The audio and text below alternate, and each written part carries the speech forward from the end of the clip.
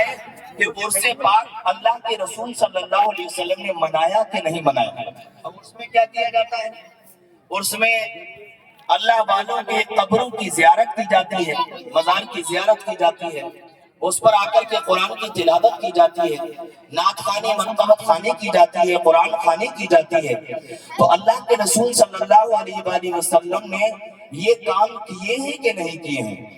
اگر تو کیے ہیں تو ٹھیک ہے، اور نہیں کیے ہیں تو پھر اس کی اجازت نہیں ہوگی۔ اب آپ سنیے، بہت سارے لوگ، بہت سارے فرقے ایسے ہیں جو یہ کہتے ہیں کہ یہ عرس منانا شرک ہے۔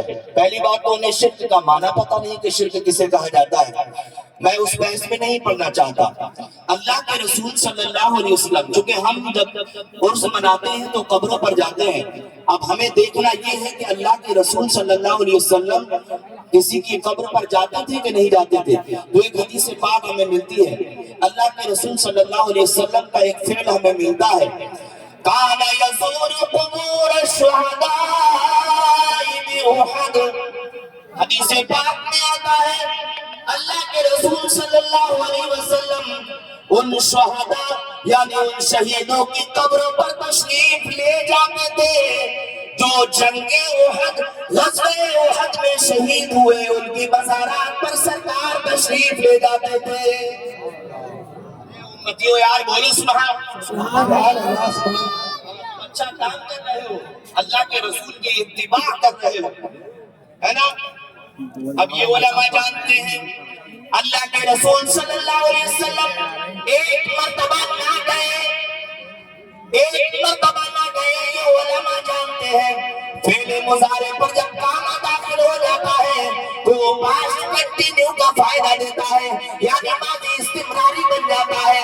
کان یزور قبور الشہداء بأحد، میں نے حدیث پاک میں پڑھا تو اس حدیث سے میں نے یہ استفادہ کیا، یا رسول اللہ آپ ایک مرتبہ نہ گئے کہ کوئی کہنے لگے کہ سرکار ایک مرتبہ گئے، اس کے بعد میں آپ نے اپنا پردہ فرمانے سے پہلے اس کام کو ترک کر دیا تھا، اس کام کو چھوڑ دیا تھا۔ نہیں نہیں، ایسا نہیں ہے، بلکہ یزور پر کانا کا داخل ہونا یہ بتاتا ہے کہ اللہ کے رسول ایک مرتبہ نہ گئے، بلکہ جب تک ظاہری حیات میں، ظاہری زندگی میں رہے، اللہ کے رسول احد کے شہیدوں کی قبروں پر تشریف لے جاتے رہے۔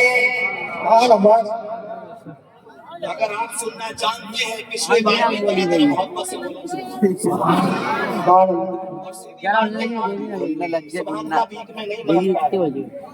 کیونکہ جس کی بات ہو رہی ہے اسے کسی کی ضرورت،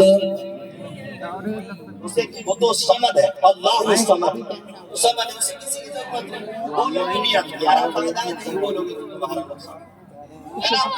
اور ذرا محبت سے بولو سبحان اللہ۔ تو سرکار ایک مرتبہ نہ گئے۔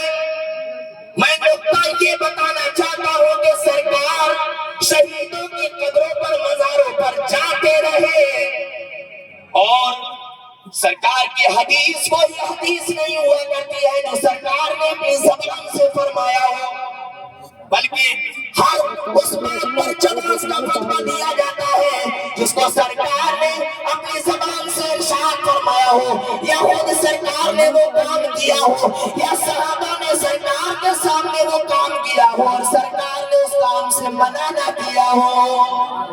سبحان اللہ، سبحان اللہ۔ تقریب سمجھ میں آ رہی ہے؟ نیچے والوں کو اگر بابا سے فرصت ملے تب سمجھے نا، نہ یہی ہو رہی ہے تو ادھر کو ہٹ جا، تو ادھر کو ہٹ جا، یا میں کھڑو ہوں گو یا میں کھڑو ہوں گا، یا کہیں بھی کوئی کھڑے ہو۔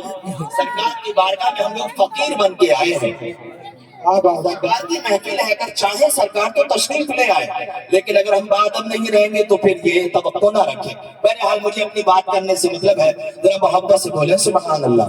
یہاں آپ جو مرد حضرات بیٹھے ہیں وہ ذرا ہاتھوں کو اٹھا کر، عورتوں کو اجازت نہیں ہے کیونکہ عورتوں کو تو نماز میں بھی کانوں تک ہاتھ اٹھانے کی اجازت نہیں ہے،